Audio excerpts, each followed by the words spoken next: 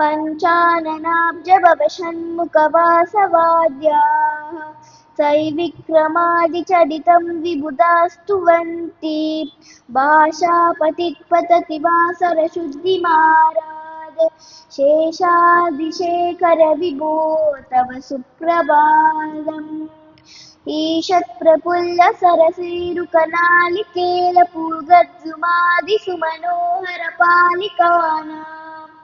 आवाति मन्दमनिलः सह दिव्यगन्धैः शेषाद्रिशेखर विभो तव सुप्रभातम् उन्मील्य नेत्रयुगमुत्तमपञ्जरस्थाः पार्थावशिष्टकदलीफलपायसानि भुक्त्वा सलीलमतकेलिशुकास्पतन्ति शेषाद्रिशेखर विभो तव सुप्रभातम् तन्त्रीप्रकर्षमधुरस्वनया विपञ्च्या गायत्यनन्दचरितं तव नारदोऽपि भाषासमग्रमसकृत्करचाररम्यं शेषाद्रिशेखर विभो तव सुप्रभातम्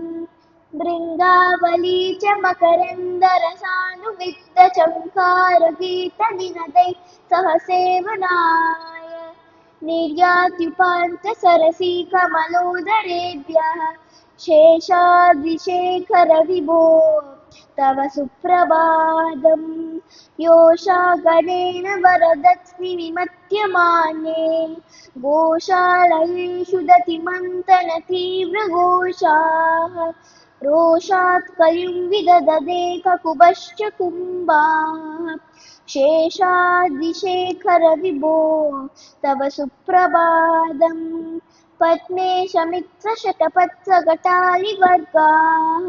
हर्तुं श्रियं कुवलयस्य निजाङ्गलक्ष्म्या